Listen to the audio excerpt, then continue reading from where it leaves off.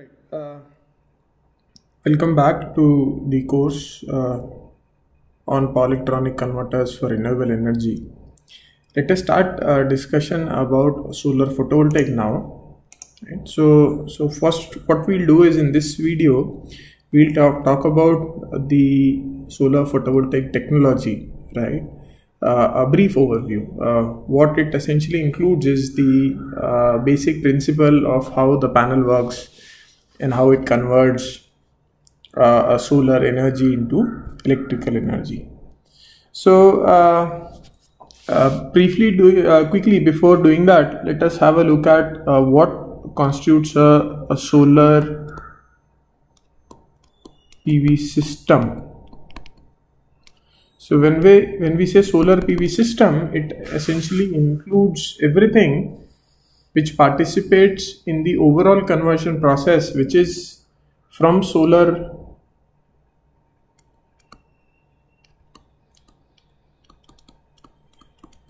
radiations and going up to the electricity in usable form, right? So what happens first? Solar radiation falls on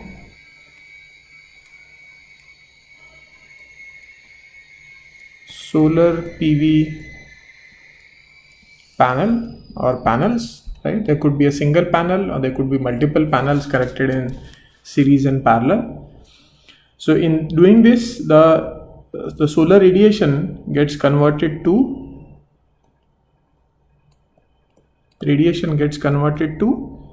DC electrical power, right? This is the first step of conversion in a solar PV system. Once it is converted to DC electrical power, there could be suitable power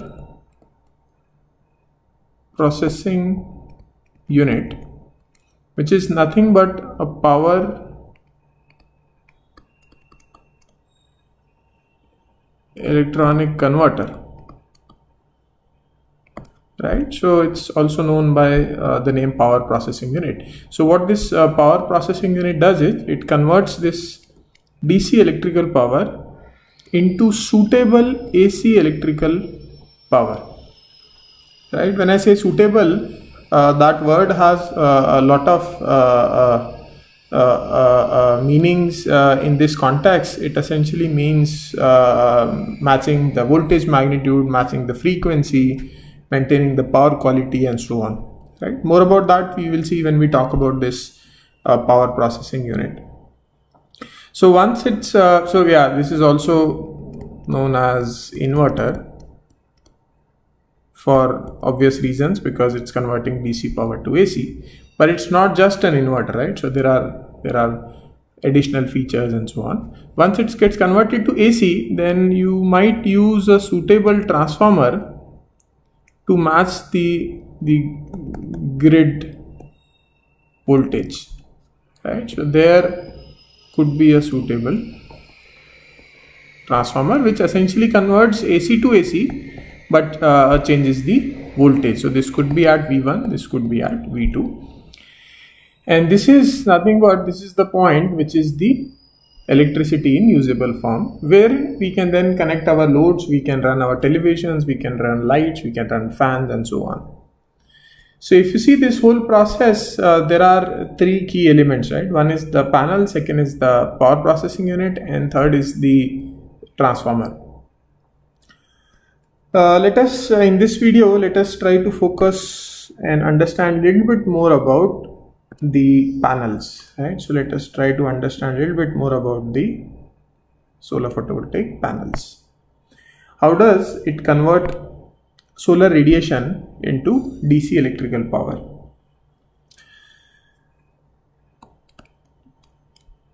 When we say solar radiation, what do we mean by that? Solar radiation, let us first try to understand the word solar radiation.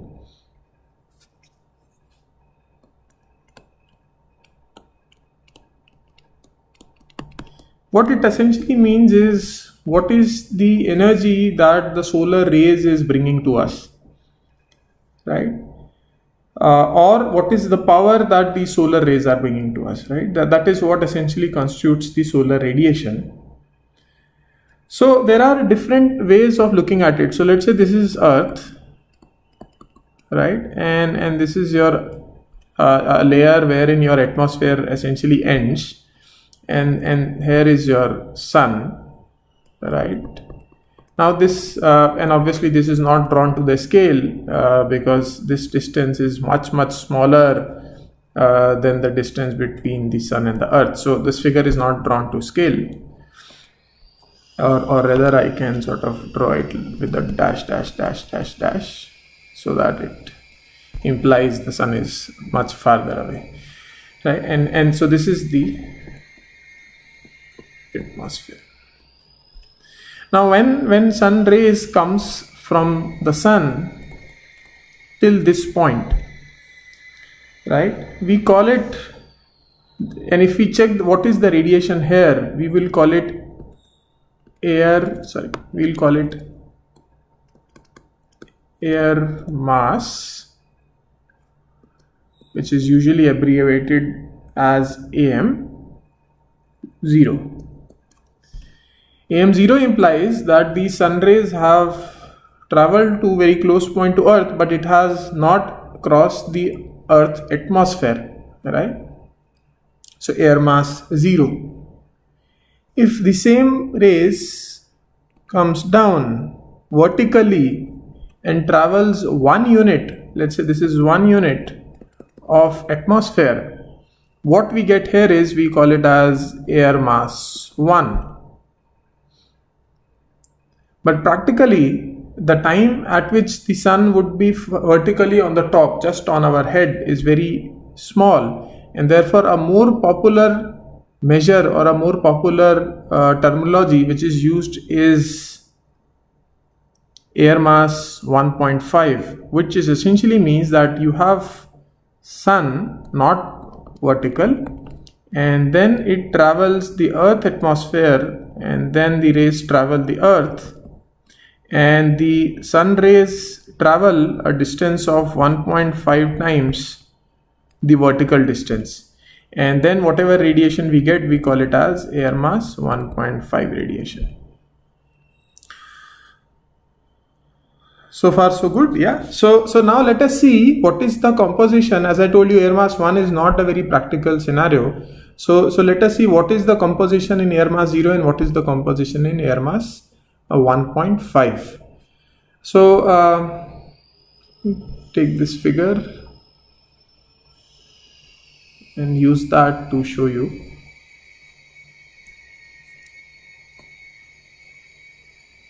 Yeah.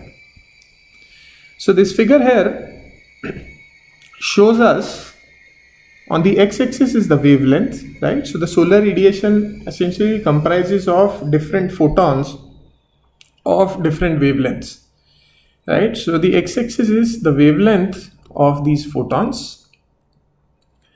What is this red plot? Red plot essentially is for air mass 0. That means if you imagine if you have a sensor and you place it at the outer atmosphere, right, and that sensor is reading this data and giving us this red waveform. Y-axis is the power in terms of watt per meter square that is available in each nanometer of this wavelength of this photon. So for instance, if I pick up a photon of a certain specific wavelength, let's say here, then the total power that all the photons of that wavelength has is the y-axis value of this multiplied by the wavelength in nanometer, right? That gives me the total power. So total power packed in a particular wavelength lambda is nothing but equal to the spectral irradiance, let me call it just SI, multiplied by lambda. If you want to find out what is the total power of all of these photons, so there are multiple photons at different wavelengths, right? If you want to find out what is the total power in all of these photons put together, right? Sorry, this is for the, I was doing it for the red waveform, which is air mass 0. So if you see, this is the total power packed in a single wavelength lambda. If you want to find out what is the total power in all of these lambda put together, it is nothing but integral of this value Si into d lambda going from 0 to whatever is the lambda max, right? This gives me the power packed in 500 nanometer, 501 nanometer, 502 nanometer, and so on and so forth till I get 0 photons, right? So it gives me the overall power. Okay, so we are now aware of what is x-axis, what is y-axis. As I told you, air mass 0 is what is essentially the red waveform. Now once the solar radiation crosses the atmosphere, then we get what is called as air mass 1.5. If you see air mass 1.5, there are two things, one is global and one is direct. What does it mean? The direct means if you are on Earth's surface and if you put up, if you are capturing the solar radiation, whatever is directly coming from the sun is direct, but then there is additional component, because some component might get reflected from water bodies, from hills and from atmosphere and so on, and still might fall into that square meter, although that is not directly coming from the sun, but it is getting reflected from the atmosphere. So if we include both of these, then what we get is global. So global is nothing but direct plus reflected. So obviously the direct component is expected to be a little bit less. You can see the grain waveform, and the blue one, which is the global one, is the combination of direct and the reflected one. It's slightly higher than the green. Sometimes it could be matching. That means the reflected component of that wavelength is very small. Okay, so now if you see, if you really integrate these values, you get enormous amount of power or energy, enormous amount of power that is packed in this solar radiation.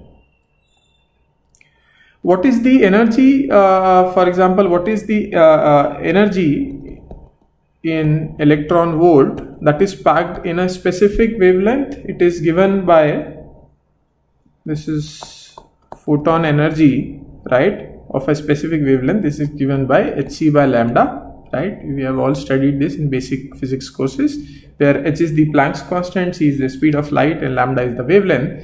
And if you simplify it and you substitute the values, you get a very simple expression, which is 1.24 divided by lambda, wherein lambda is in micrometer.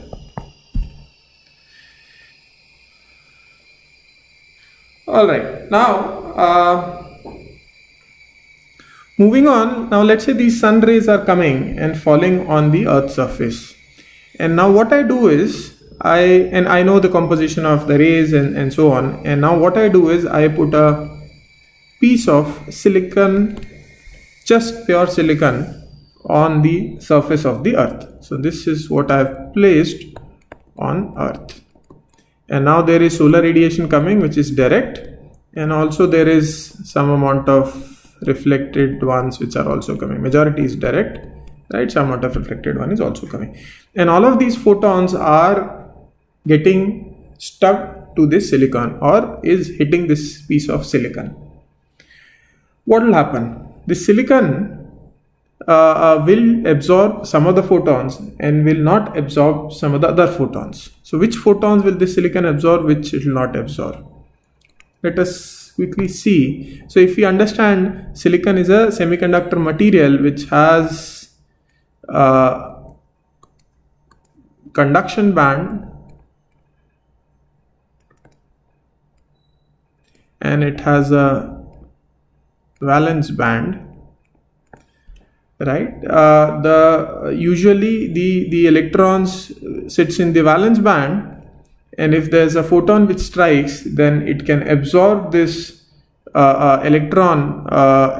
This electron can absorb this energy and can move to the conduction band, right?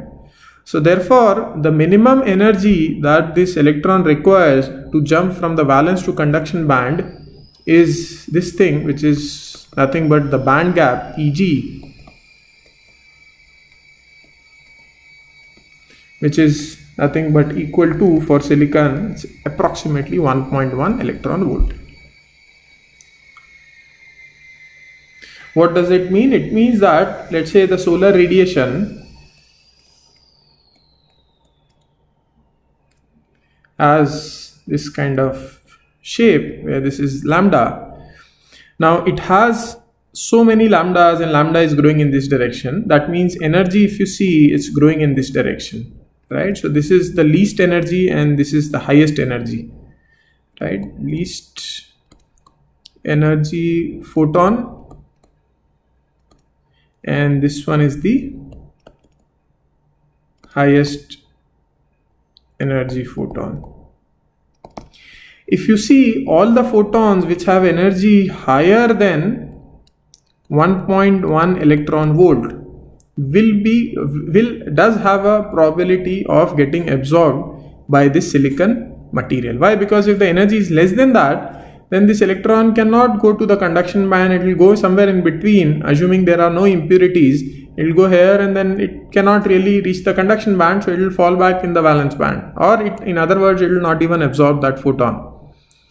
So you need minimum energy of band gap so as to enable the photon absorption, and therefore you see lot of these energy in the spectrum, which lot of these photons which have energy less than the band gap does not even stand any chance of getting absorbed by this material silicon, and they get wasted, right? You can calculate if E is 1.1 electron volt. You can apply this formula, which is 1.24 upon lambda, and you can calculate the corresponding lambda, or the wavelength of the photon that you would get is about 887 nanometer, right? We can go up to that graph, and here we can see this is about 6, 7, 8, 9. This is about the place I am drawing. This is corresponding to lambda for silicon. That means all of these right hand sides are not even getting absorbed in the silicon. They are right away wasted. And that is the reason when we talk about efficiency of solar panels, right, and we say that the efficiency of the solar panel is the solar radiation falling and how much of that gets converted to electricity. If you see, all the right hand side is being wasted, and therefore you must have encountered that, for example, if people say silicon, then there is a theoretical maximum limit of efficiency. Why is there a theoretical maximum limit? The reason is this: because it cannot even absorb photons of lesser energy. So those are right away get rejected, and if you calculate the efficiency, which is the output upon input, then you get a theoretical limit on that, right? Theoretical maximum limit. All right, good. Now what happens is, okay, the right hand part is right away gone. Now we are only left with the left side part. What happens in the left side part? Let's say there is this lambda 1 photon which is on the left hand side, so which has energy more than band gap. This photon gets absorbed, right, and this is your conduction band and this is your valence band. And now this photon, if you see lambda 1, it is much smaller than the lambda silicon, and therefore it has energy not just to take this electron from here to here, but it actually has the energy to take the electron from here to a much higher energy level in the conduction band. So this lambda 1 takes the photon of the wavelength lambda 1 takes the electron from the valence band and takes it to the conduction band at a higher level. But then this is anyways not required, and eventually this electron comes back to the lower levels of the conduction band, and while doing so it wastes the excess energy as heat.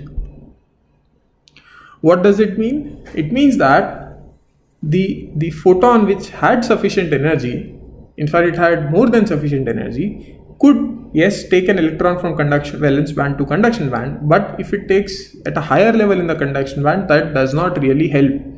In fact, that electron might come back again to the normal conduction band levels and dissipate the excess energy as heat.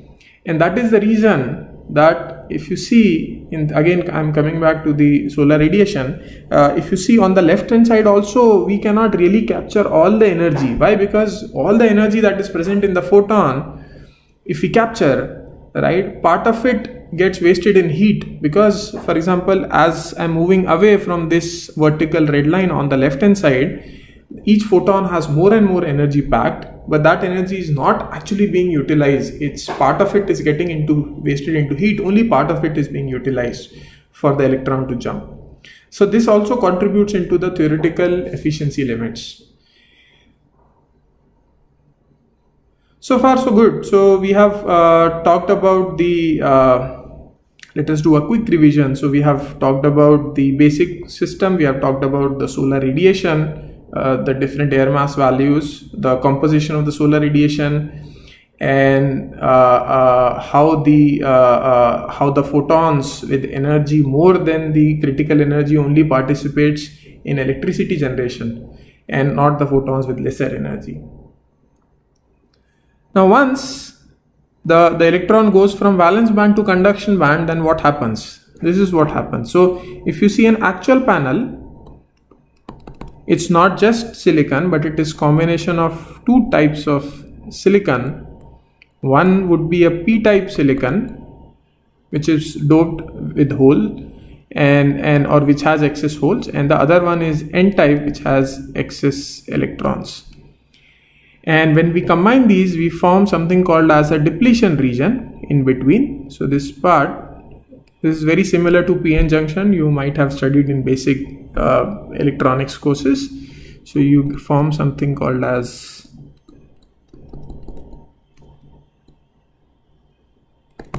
once this depletion region is formed, that means here you have negative charges and on the right hand side you have positive charges. So there is an electric field which is in this direction in the depletion region. And now if a photon comes from the sun rays and it gets absorbed in the material, and the photon is of energy higher than the energy required in silicon, then it produces an electron hole pair, it produces an electron in the conduction band, and as soon as that electron gets produced, it will move to right hand side because of the field in the depletion region. As the electron moves here, and therefore the positive current flows in this direction, and this p-n junction starts producing power, and here you can then connect your load. So this is the basic principle how the solar photovoltaic panels work.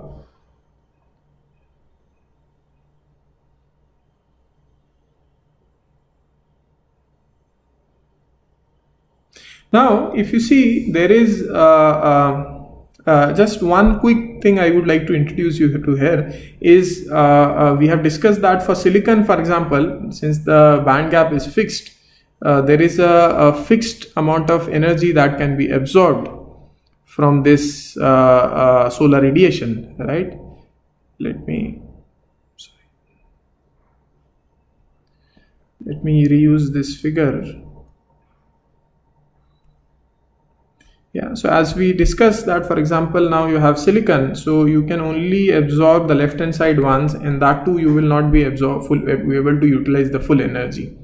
So what people do to maximize this? Obviously one option is you try out with different band gaps, right? So you can use a material with higher band gap. That way you will waste more photons of the right hand side, but you will better utilize the photons on the left hand side. Or you can go other side around, where again you reduce the number of photon wastages but increase the wastage in terms of the power that is available in the photon. So this is one way, like if you change this, you can probably play around with the efficiency. The other way that has become more popular in recent times is something called as a tandem solar cell. What is a tandem solar cell? Tandem solar cell is essentially a solar cell made up of not only silicon but multiple materials. So for example, let's say you have material 1, let me just call it M1, you have material 2 and material 3. So if sun rays come from here, this is from where sun rays are coming, then you stack these three material back to back and form a cell.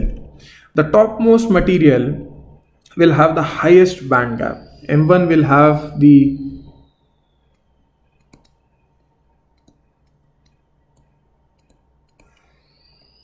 so band gap of 1 is more than band gap of 2 is more than band gap of 3. So the top one has the highest band gap. What it implies, it utilizes the photons on the left side of this line corresponding to lambda 1, right, and try to utilize most of them with most of their energy. Then the second material with another band gap lambda 2, now the second material only sees the photon which is between lambda 1 and lambda 2, and again then it tries to utilize those maximum, and then followed by lambda 3 and so on, right? So by doing this stacking of different material, there is a possibility of achieving efficiency, very high value of the efficiency, and this is what is called as tandem solar cells. Alright, so in this video we have got a basic idea about the solar cells. Feel free to read a little bit more about some of these issues. There are books dedicated completely onto what we have covered in last half an hour. There are books which exclusively talks about those in much more detail than what we have covered. So if you like the topic, you can go ahead, you can try to read some of those materials.